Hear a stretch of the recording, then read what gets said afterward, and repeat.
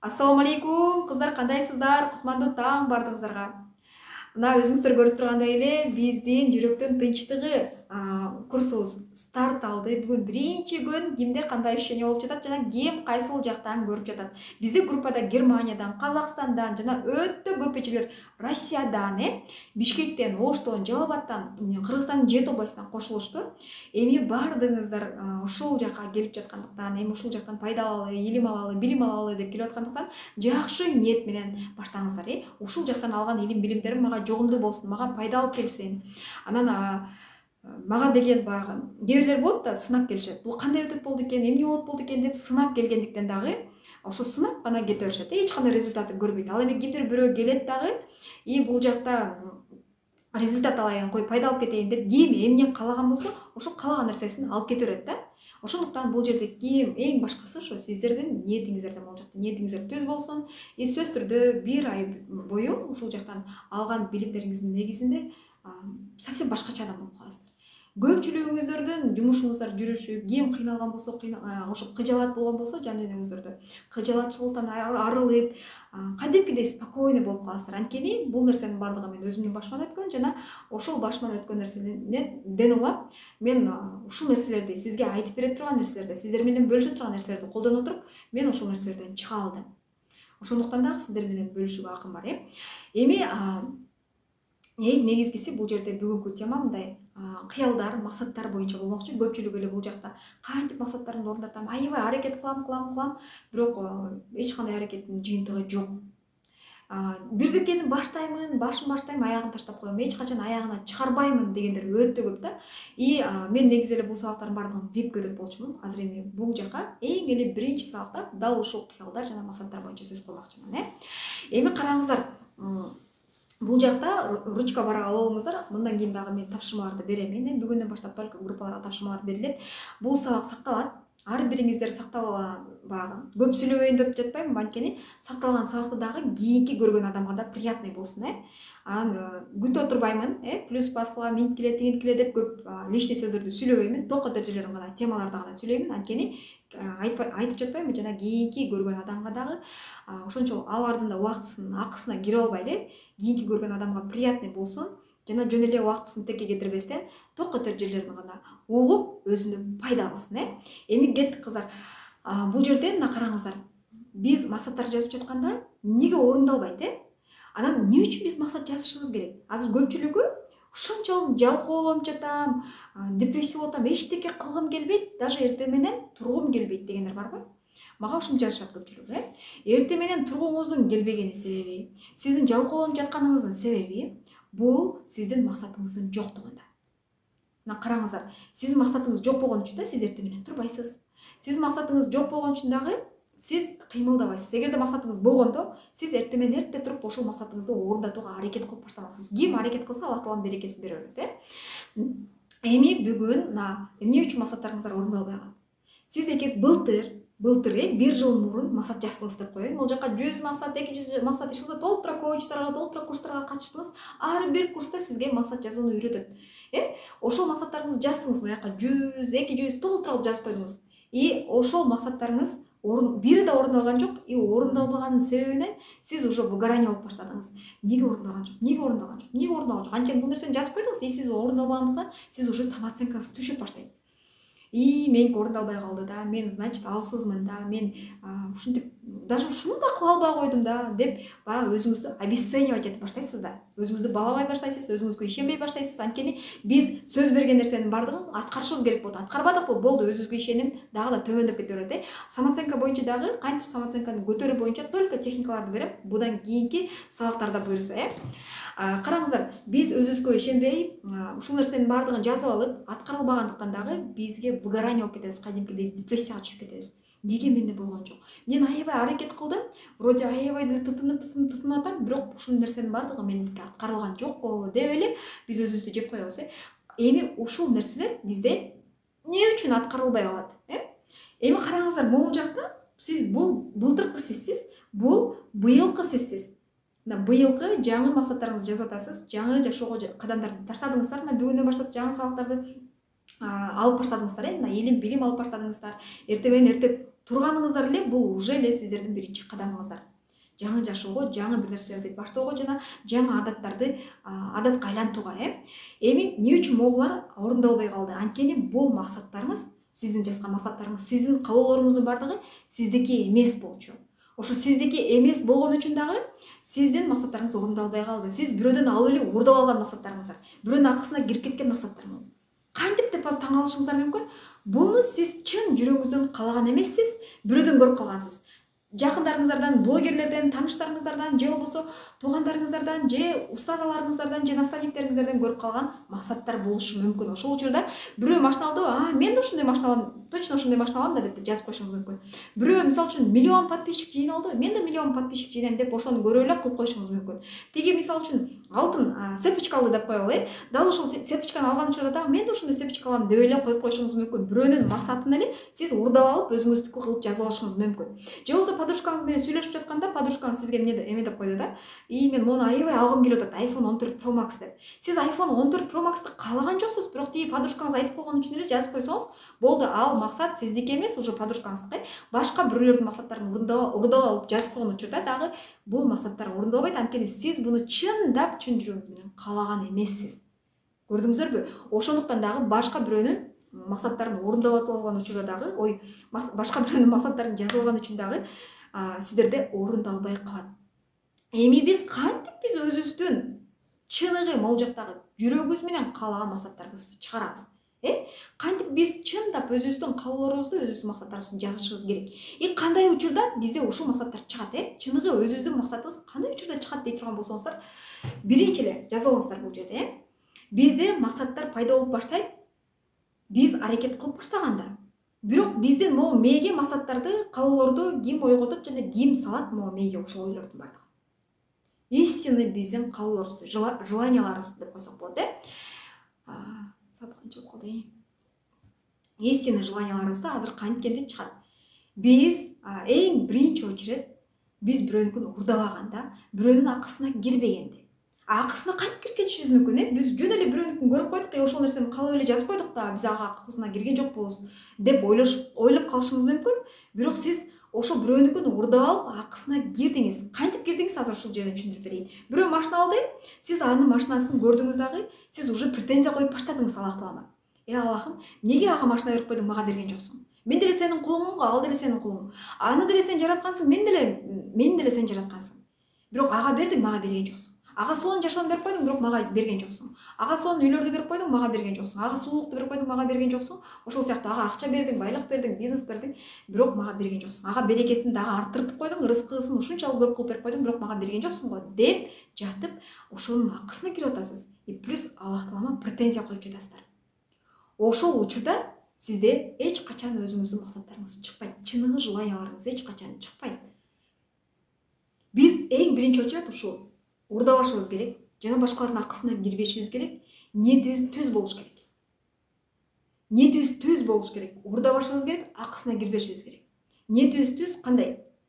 Биз наоборот, биз ошонун акысына кирбестен, ага ичкүйдүүлүк кылбастан, бирөө ийгилик жарататса, ичкүйдүүлүк кылбастан, эмнеге ал ийгилик жаратып кетип атат? Эмнеге анда мынча подписчик болуп кетти? Эмнеге алда монча акча пайда болуп кетти? Эмнеге ал машина алды, мен алган жокмун деп ага ичкүйдүүлүк кылбастан, наоборот ага жакшылык каалайбыз. Ага наоборот дуа кылабыз.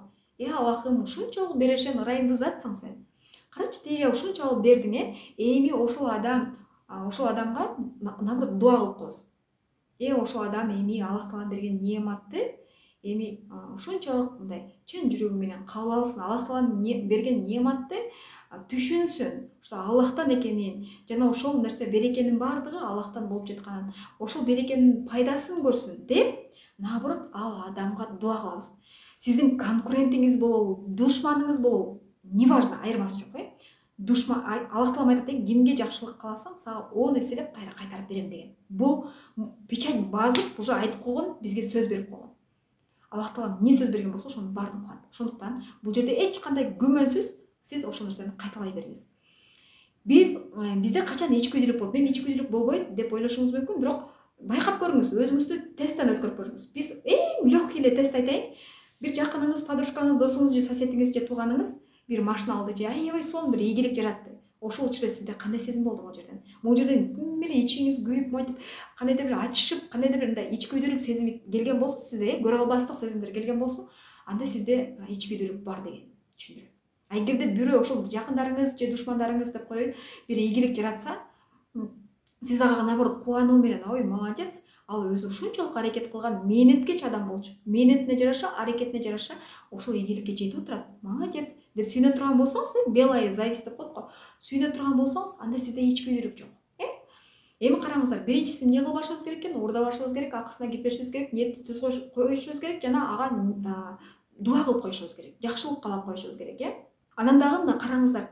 Биз мына просто ал дагы Аллах Тааланын кулу, ал пенде да. Мен да Аллах Тааланын кулумун деп, Аллах Таалан берип жаткан нематтарды, ырыскыларды эч бир пенде кызганбаш керек.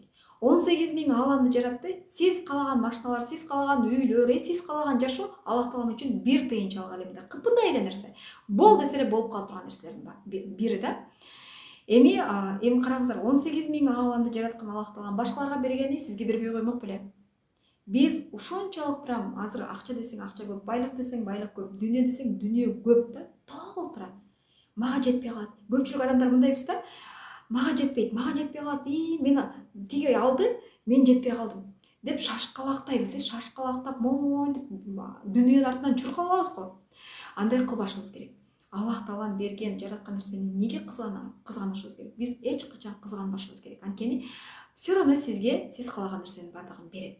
Эгерде сиз туура өзүңүздүн амалдарыңыз менен, өзүңүздүн кыймыл аракеттериңизди туура жүрүп, туура кыла турган болсоңуз. Эми караңыз. Дал ушул мен айткан шарттарды аткара турган болсоңуз, сизде истинный, чыныгы каалоолоруңуз, максаттарыңыз пайда болуп баштайт. Сиз эч кимге кызганбай, эч кимге претензия койбой, эч кимдин акысына кирбей, эч нерсени уурдабай, жана дагы сиз ыраазычылык абалда боло турган болсоңуз, жана Аллах Таалама ыраазычылык келтире турган болсоңуз, ар бир нерсени Аллахтыкы, бул Аллахтындыкы. Мен эч кандай бирөөгө претензия койгонго, бирөөнү жамандаганга, бирөөгө көрө албастык кылгандан, бирөөнү сөз кылгандан ошол нерседен тыйылайын. Жана ошол нерсени мага жоготпосун Аллахым, мага жүрөгүмө ыйман берсин. Жана ошол нерседен тыйыла турган болсоңуз, мен айтып турган нерселерден, анда сиздин уже чыныгы кыялдарыңыз, максаттарыңыз чыгып баштайт. Истинный могул жактан чын жүрөктөн эмне каалаганыңызды уже баягы тетрадь алыңызда жазып чыгасыз. Эми ушул жерде дагы өзүңүзгө суроо бериңиз. Көпчүлүгү суроо бербейт. А наоборот, уже претензия коюп баштайт, налып башташат. Неге менде болбой жатат? Мен аракет кылып атам го, неге бербей жатат? Деп наоборот претензия коюп башташат да. Неге менде болбойт, неге болбойт деп. А болбойт дегендин ордуна сиз эмне кылсам жана мен киммин деген суроолорду бериңиздерчи. Мен киммин деген суроону бергенден кийин сизде уже бактылуулук сезимдери келип баштайт. Кадимкидей сиздин каалоолоруңуз ойгонуп, бактылуу сезимдер келет. Кантип дей турган болсоңуз, мисалы үчүн көпчүлүк эле адамдар мен киммин деген суроону бербейт өзүнө. Биз эң биринчи очередь ушул суроону бергенде бизде биринчи эле ответ келет да өзүбүздө. Мен Аллах Таалам жараткан сүйүктүү кулумун. Мен Аллах Тааландын сүйүктүү пендесимин. Ушунчалык сүйүү менен мага ушунчалык мындай сүйүү менен жараткан пендесимин деген мындай сонун ощущение келет да сизде. И ошол учурда мына караңыздар, мен Аллах Тааланын кулумун деп күндө эртең менен жатканда турганда, кечинде жатарда жана эртең менен турганда ушундай сезим келе турган болсо, сизде уже эмне болуп баштайт? Сизде ушул нерсени кылыңыздар азыр. Сиз эртең менен турганда мен Аллах Тааланын кулумун, мен Аллах Тааланын сүйгөн пендесимин деп турасыз. Мен киммин деген учурда, А биз көп учурда могул жерде алмаштырабыз. Андай айтып берем азыр, мына катарынан айтып берейин. Биз могул жерден мен эч кимге бүгүн эртең менен турдуңуз, мен Аллах Тааланын сүйүктүү пендесимин, сүйүктүү кулумун деп турдуңуз. Ошол учурда сиз экинчиси, мен эч кимге бүгүн тилим менен дагы, колум менен дагы, ойлорум менен да зыян келтирбеймин дейсиз. Бир күн кечке күндө кайталайсыз. Мен эч кимге бүгүн зыян келтирбеймин деп. Мен эч кимге претензия койбойм дейсиз.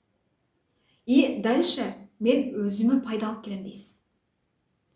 Анан өзүңүзгө пайда алып келип баштагандан кийин сиз уже башкаларга да пайда берип баштайсыз. Кантип? Мисалы үчүн мен деле илим албасам, мына мисалы үчүн жолукка өтүп, мен Аллах жолунда илимдеримди албасам, мен сиздер менен бөлүшө алмак эмесмин. Адам өзүндө эмне болсун ошо менен бөлүшөт. Бир притча бар го, мен силерге айтып берейин. Бир эки кошуна жашайт го. Бир кошунан аябай жаман көрөт. Баягы кошунанын эшигинин алдына бир чака мусорун алып келип туруп койгон го. Ошол учурда тиги кошунасы акырын барып жанагы мусор чакасын мусорун төгүп, мусорный чакасын аябай тазалап, жууп, огородундагы эң жакшы алмаларын жууп, ошолордун баардыгын салып чакасына, анан кайра кошунанын астына алып барып коюп коет да. Ошол учурда кошунасы ушунчалык таң да, мен сага ушинтсем, мусоркамды алып барып таштасам, эмнеге кайра сен мага таптаза алмаларыңды мага бердиң десе, кошунасы ответ кылат да. Кимде эмне болсо, ошонусу менен жооп берет да депчи. Тигиде мусор болду, тигиде негатив болду, тигиде жамандык болду, а тигил адамда ичи таза. Эң жакшы нерселер болду, ал жакшы нерсеси менен бөлүшүп атат. Жаман адам жаман нерсеси менен бөлүшүп атат. Ошол сыяктуу эле бул жерде сизде пайда болуп баштаганда, сиз өзүңүзгө пайда келтирип баштаганда, уже сиз башкаларга пайда берип баштайсыз. Дал ушул үч нерсе айланганда, биринчи эле сиз эч кимге зыянымды келтирбейм, мен Алланын кулумун, жана мен өзүмө пайда берем, жана башкаларга пайда берем дейт турган болсоңуз, могул жердеги эки нерсе ойгонуп баштайт. Ыраазычылык жана шүгүрчүлүк. Ыраазычылык менен шүгүрчүлүк ойгонгондо сизде бактылуулук сезим келет. Кандай сонун. Эми ыраазычылыкты караңыздар, ким кандай колдонот? Ыраазычылыкты мисалы үчүн сиз өзүңүзгө айтып баштайсыз. Эң биринчи очурат Аллах Таалам мына мени ушундай кылып, сонун кылып жаратып койгонуңа ыраазымын. Эми бардыгыбыз эле идеалдуу эмеспиз, Аллах бир гана Аллах Таалам идеалдуу. Бирөөнү идеал турпаңыздар деп да айтканмын. Буга чейин дагы самооценка сабагында. Сөз түрдө ар бирибиз пендебиз, ката кетирүүчүбүз, сөз түрдө бир жерден бир нерсе кылып коюшубуз мүмкүн. Сиз идеалдуу деген адам дагы мына Инстаграмда жүрөт, аябай популярдуу болушу мүмкүн. Бирок анын бир күнү бир эле катасын көрүп калып, адамдар эмне кылат? Бияктагы 1000 жасаган жакшылыгын көрбөйт дагы, бир катасын көрүп калып, ошого гана жармаша беришет дагы, анын акысына кире берет, Ал эми бизде идеалдуу адам жокпуз, пендебиз, биз ар дайым ар күнү сөз түрдө ката кетирүүчүбүз. Ошон үчүн биз кулбуз. Бул жерден идеалдуу деп бир гана Аллах Таалам гана эсептеп, Аллах Тааламды гана идеал тутушубуз керек. Анан караңыздар, биз ыраазычылыкты өзүбүзгө айтып баштайбыз. Биринчи жана Аллах Таалам айтабыз, өзүбүздү карап туруп, Аллахым мени жаратканыңа шүгүр, ыраазымын, мен ушинтип жаратып койгонуңа, күн эрте менен тургузганыңа ыраазымын, мендеги бар нерсеге ыраазымын деп баштайсыз да. Анан могул жерде ата энеме ыраазымын, тууган тушкандарыма ыраазымын, айлана тегериңиздеги бардык адамдарга ыраазычылык айтып баштайсыз да. Мисалы үчүн, эрте менен турдуңуз, тамагыңызды иштиңиз, көчөгө чыгып баратканда уже кошуналарыңызга ыраазычылык айтып баштайсыз. Ушундай кошуналарды берген Аллах Таалама ыраазымын сага. Көчөгө чыгып атканда уже кимди жолугасыз? Садиктеги воспитательдерге, көчөдө жүргөн гаишниктерге, кандай ээси болбосун, кайсы профессиянын ээси болбосун, көчөдөгү бардык адамдарга ыраазычылык айтып баштайсыз. Ошондой абалга келип каласыз, уже мондай үстүндөгү ушу өзүңүзгө пайда берип, күндө эч кимге зыян тийгизбейм, жана башкаларга да пайда берип жатканда, сиз шүгүрчүлүк, ыраазычылык абалына келип каласыз дагы, сиз бардыгына ыраазы болуп баштайсыз. Ушундай бактылуулук сезим болот ошондо. Анткени ушул нерсени кылбаган адам вечно негативде жүрөт. Бүттүгүнө нааразы болот. Карыз болуп калса дагы бирөөнү күнөөлөйт ал. Тиги ошентпегенде, тиги буну баштабаганда мен карыз болбойт болчумун. Мен тиги тигинтпегенде мен кредит албайт болчумун. Тиги тигинтпегенде мен ушул акыбалга түшүп калбайт болчумун. Күйөөм минтпегенде мен мондай болмокмун. Күйөөм наоборот монткенде деп вечно бирөөлөрдү күнөөлөйт. Бул жерде күнөөлөштүн кереги жок. Жертва абалына түшүп кетпеңиздер. Биз өзүбүздүн жашообузда өзүбүз гана жоопкерчиликтебиз. Өзүбүз гана жооп беришибиз керек. Эч качан күнөөнү бирөөдөн издебешибиз керек. Өзүбүздүн үстүбүздөн өзүбүздү казып чыгышыбыз керек. Анткени айлана тегеректеги адамдардын бардыгы биздин зеркальный отражениябыз. Бизде эмне болсо, ошол нерсени гана көрүп коет. Аллах Таалам ошол нерсени гана чагылдырып берип коет бизге. Бизде кандай сапаттар бар болгон болсо, биз ошол нерсени башка бирөөдөн көрө алабыз. Эгерде биз аябай грубый болгон болсок, башка бирөө да бизге грубить этет. Ошо менен биз өзүбүздү гана көрө алабыз башка бирөөдөн. Ошон үчүн эч качан бирөөнү күнөөлөбөңүз. Эгерде бирөө сизге жамандык кылып аткан болсо, же бирөөнүн жаман жагын көрүп аткан болсоңуз, өзүңүздөн издеңиз ошол нерсени. Значит, сизде да ошол нерсе бар. Просто анализдеңиз. Азыр мен биринчи сабагымда бул нерсени козгой эле коеюн, потому что сиздер түшүнбөй калышыңыздар мүмкүн. Бул сабакты бул теманы кийинки сабактарда козгоп берем, Эми караңыз, сиздерге азыр тапшырма берейин. Жазыңыздар. Биз фокусту жашоодо көбүнчөсү биз минус жок нерсебизге кое беребиз. Байкаңыздар, биз фокусту жок нерсеге коебуз. Бар нерсеге койбойбуз. Эми тапшырма жазыңыздар. Сиздеги бар нерсени жазыңыздар, анан бул жакта сизде жок нерсени жазыңыздар. Сизде эмне жок? үй жок, машина жок, акча жок, бизнес жок, ийгилик жок, соолук жок, фигура жок, ден соолук жок деген сыяктуу, мен тишим жаман, же берим жок деген нерселерди, ушул нерсенин баардыгын бар кылам деп ушул нерселерди жазасыздар. Нени баргыңыз, могу сиздеги жок нерсени жазыңыз. Анан могул жерге уже сиздеги бар нерсени жазыңыз. Ата энем бар, бала чакам бар, үй бүлөм бар, көзүм бар, мурдум бар, ден соолугум чын, колум бар, бутум бар деген сыяктуу могул жерде полностью жашап жатам, Кудайга шүгүр, Аллах Тааланын берген өмүрүм бар деген сыяктуу, могул жерге полностью барларды жазасыз. Сиздеги азыркы учурда данный момент бар нерсени жазасыз. Анан бул жерге уже сиздеги жок нерсени жазасыз. Эми байкап көрүңүзчү, салыштырып көрүңүз. Аллах Таалам айтат да сизге, мына могул жердеги сенде жок нерсени берейин, бирок сен могу бар нерсенин баарын алып коеюн дейт. Сиз макул болуп белеңиз. Могул жерден үй, байлык, бийлик, атактуулук, популярность, шыза бардыгы бар да могул жерде. Сиз каалаган нерсе. Бирок сизде жок болуп атат могул жерде. Сиздеги жок нерсе. Бирок ушул жок нерсенин бардыгын Аллах Таалам сизге берейин деп атат. Мен сага берем, бирок сен могул жердеги бар нерсеңди мен алып коем деп атат. Сиз ушул нерсени алмаштырууга даярсызбы? Сиз даже могул жерден бир нерсени алмаштырганга да даяр эмессиз. Сизге могул жактагы атактуулук, бийлик, байлыктын бардыгын сага берем, бирок сен жүрөгүңдү алам десе, сиз макул болбойт элеңиз. Могул жерден мен бардыгын берем, байлыктын бардыгын, бирок мен сени көзүңдү алайын десе макул болбойт элеңиз. Анткени азыркы учурда көзү көрбөгөн адамдар дагы не деп атат? Мен болгон байлыктарымды берем, бирок менин көзүмдү 1 минутага көрсөтүп койчу деп атат. Мен могул жакта толгон токой байлыктарымды берем, 1 минуттага мени бастыртып койчу деп атат баспагандар. Сүйлөгөндөр сүйлөтүп койчу деп атат, укпагандар угузуп койчу деп атат. Бизде бар нерсеге шүгүр келтирбейт экенбиз. Бизде бар нерсени биз көп баалабайт экенбиз да. Дал ушул жерден азыр сиз өзүңүзгө чечим кабыл алыңыз. Азыр ушул бар нерсеңизде ыраазы болуп баштаганда, сиз бар нерсенин баалуулугун түшүнүп баштаганда, ценностин билип баштаганда, сизде ушунчалык бактылуу сезим келет. Сизге могул нерсенин кереги да жок болуп калат. Сиз могул нерсеге атырылып, дүнүйө деп монтип чуркап да калбайсыз. Ушул дүнүйөнү ойлоно берип, сиз кыжалат да болбойсуз уже. Кадимкидей жүрөгүңүз тынчалат. Анткени сиз уже Алланын берген неаматтарын түшүндүңүз, Алланын берген баалуулугун сиз ушунчалык жүрөгүңүз менен сездиңиз. Жана ушул Алланын берген нерсесине Алла берди деп Аллага ибадаттарыңызды кылып, уже амалдарыңызды кылып, ушул жерде сиз уже туура жолго кетип баштадыңыз. Өзүңүздү тануу менен, өзүңүздү кабыл алуу менен сиз Алланы таанып баштадыңыз.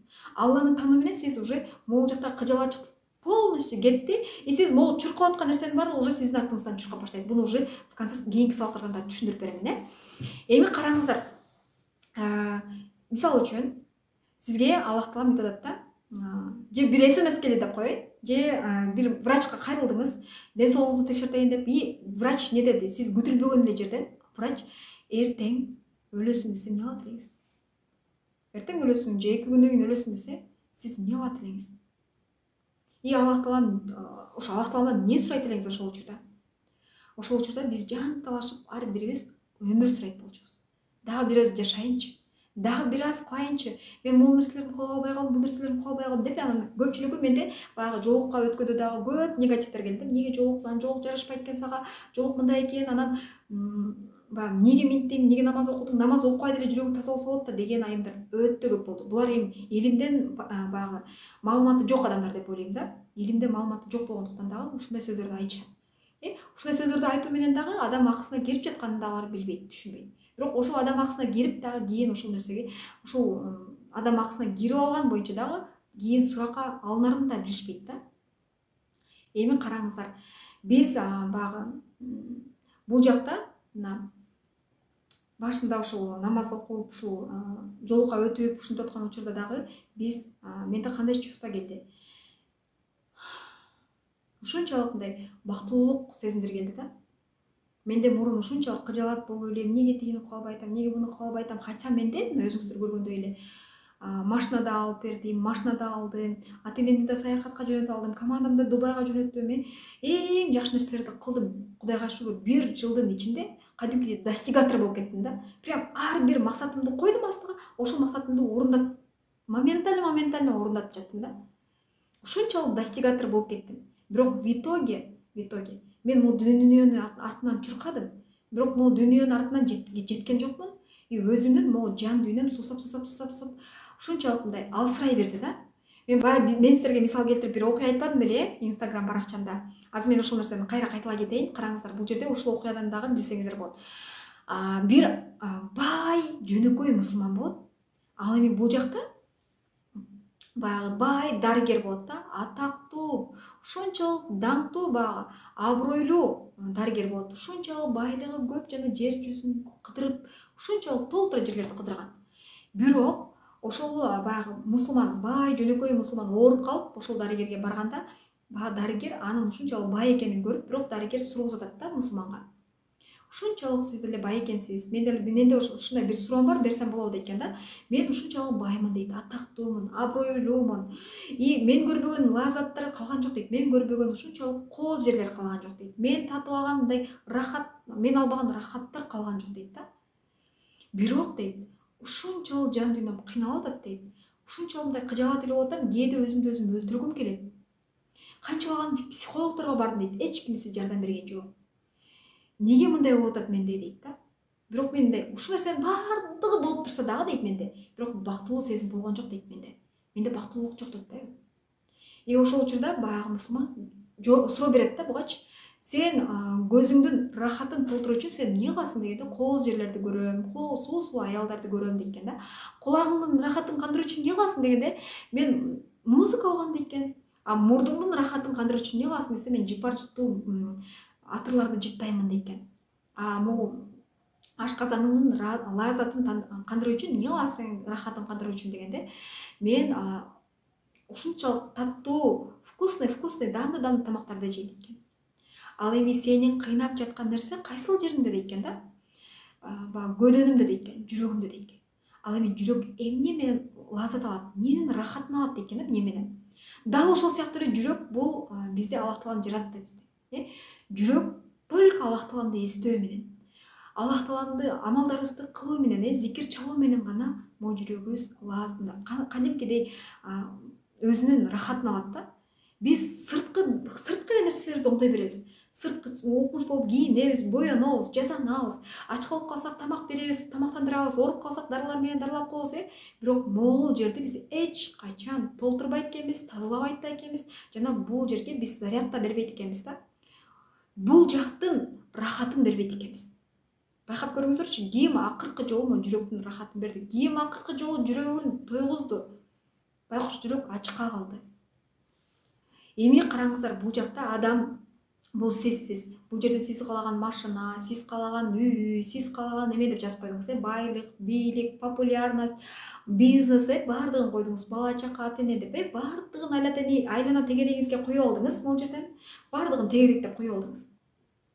Сиз ойлоп калдыңыз да, сиздин ушунча оюңузга кирди бул жака, түк деп туруп баягы эмне деп коет, кыргызча айтканда ишенимдердин баардыгы кирди сизге бул жака.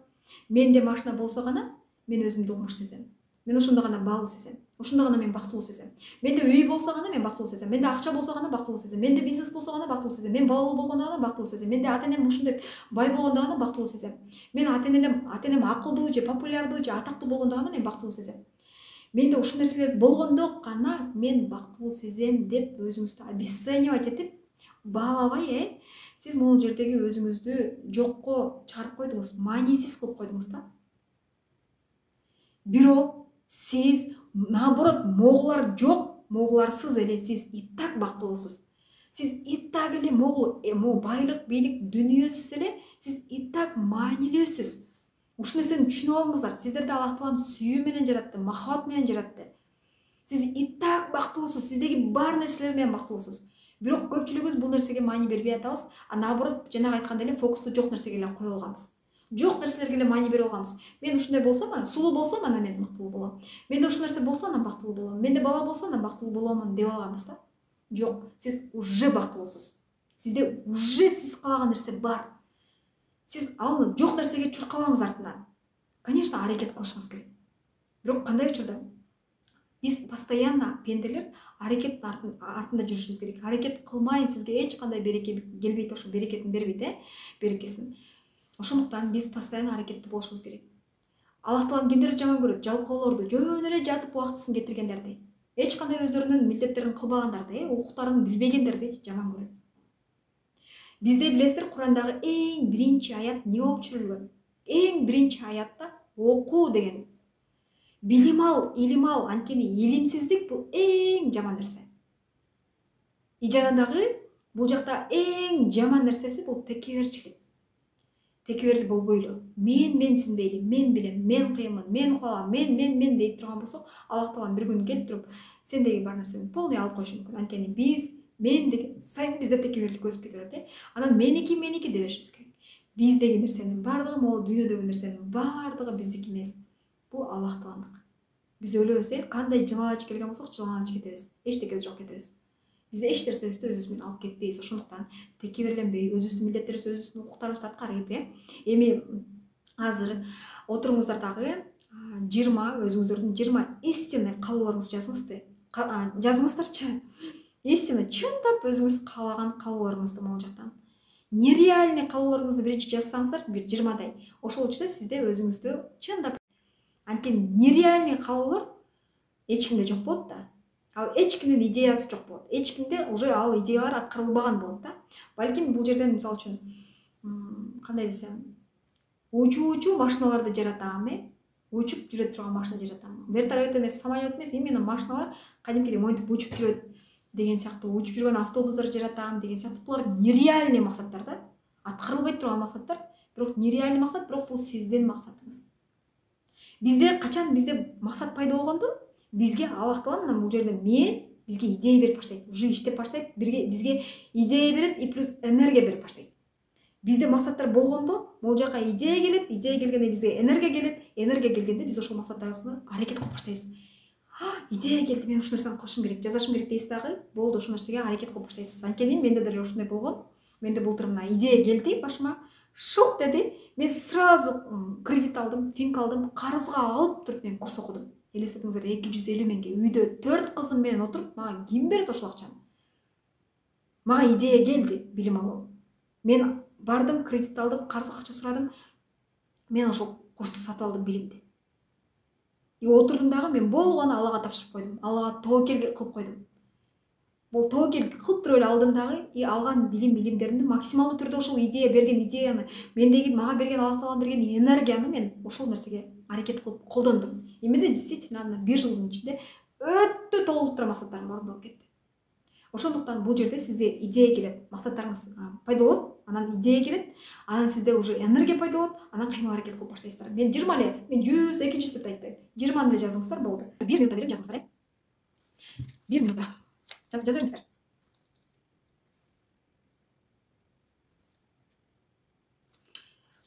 Bir минутта болду, дальше уже калганын бул сабакты бүткөндөн кийин улантып койсоңуздар болот. Анан биз качан бактылуу болбойбуз? Биз качан гана биз өзүбүздү күнөөлөй бергенден, өзүбүздү жемелей бергенден. Мисалы үчүн биз кандай десем, биз бирөөгө жардам бере албай калган болсок дагы, мен жардам бергенге мүмкүнчүлүгүм бар эле, бирок жардам бере албай калдым. Или бирөө мисалы үчүн жолдошуңуз сизге келди, белек алып келип койду, сизге мисалы үчүн 2000 сомго, 3000 сомго гүл алып келсе дагы, өзүңүздү ыраа көрбөй, эмнеге 2000 сом алдың, канча сом алдың, албай болсоң болмокта, ушуна бир акчаны коротуп берип болсоң болмокта. Или бирөө сизге ушинтип бирөө белек келсе дагы, канча алдың, берип болсоң болмокта деп, дагы бирөөдөн келген белектерди өзүңүзгө ыраа көрбөй, өзүңүз күнөөлөй бергенден сизде бактылык болбойт.